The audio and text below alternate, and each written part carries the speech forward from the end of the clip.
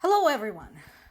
While Russia sees no problems whatsoever in invading its neighbors, firing on other countries, conducting military exercises, it inevitably throws a total cow when somebody else does the same. In this particular case, NATO had conducted Arctic exercises. Why is this important? Because we talked about the Arctic. Look at how many NATO countries have borders out there. And also, who else has borders there?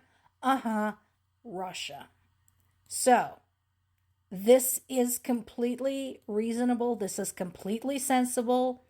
And considering Russia's propensity for threatening, well, every damn body, it's no surprise that NATO want to conduct exercises to prepare themselves in case Russia does something as stupid. So here we go.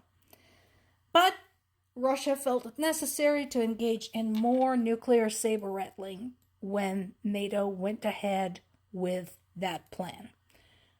Can't say I'm terribly surprised, honestly.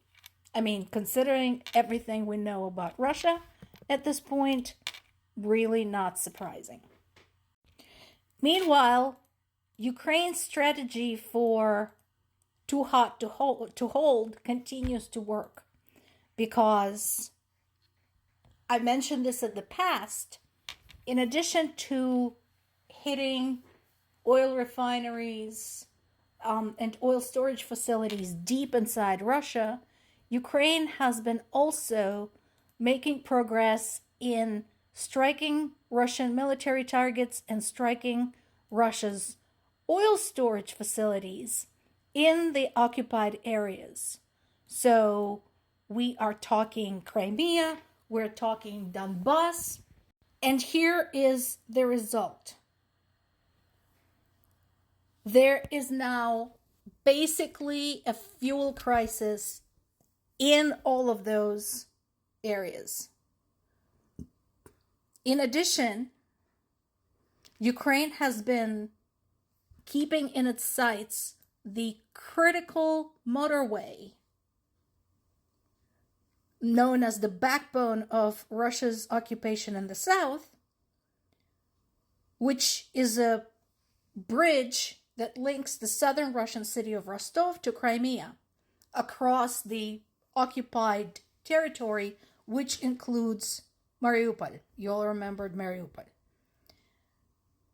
That is a problem because, again, by turning the area into a military zone, Russia turned this whole road and the bridge into a valid military target, which is currently constantly being hit.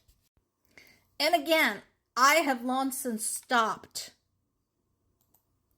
feeling bad for people who are whining now, saying, oh, why is this happening? How could they? How could you? You were all rejoicing when Russia illegally annexed Crimea. You were all jumping up and down, yelling, Crimea is ours. Are you sure?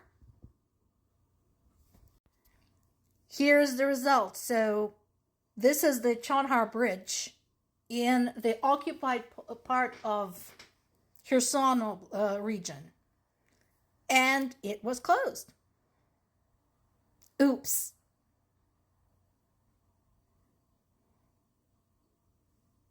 That's what's going to happen. So now it's not just that Ukraine has been damaging the bridge or targeting the bridge. Now it is closed, period. Not available for transportation. And this is the second time in the last 3 days. You guys want to terrorize Ukrainian civilians? Well, fuck you then. Then you're not going any damn where. And yeah, there's some areas where drivers can be redirected. But again, the longer they have to sit there, the higher the risk. Now, as I mentioned before, Ukrainians have been really good about not targeting civilians. So when they targeted the bridge, they did it overnight. Okay, they have no desire to crash the damn thing with a bunch of drivers on it. But yes, this is going to inconvenience civilian population. And once again, I feel zero compassion for them. Zip. None whatsoever. Because as far as I'm concerned, they brought this on themselves. Now, here's something to think about. Are there other bridges? Yeah. Are there possibilities for ferries? Probably. But all of that is currently being targeted because, again, look at the map. Look at Crimea, Kherson region, the southern part of the Zaporizhia region. That all is occupied area. So basically, it's all free for all because that is now Russia's military zone.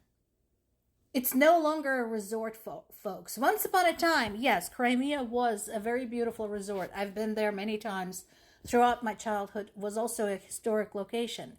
Russia took all of that away. They destroyed everything. And here is the result. In addition, Ukraine had struck an ammo depot in Belgorod region. So that is one of the border regions of Russia next to the border with Ukraine. And again, good on them. A fuel tank near Mariupol. Again, remember, Mariupol is invaded right now. And command posts in Donetsk, Belgorod, Kursk regions, as well as drone control sites in Donetsk, Zaporizhia, and Kherson regions.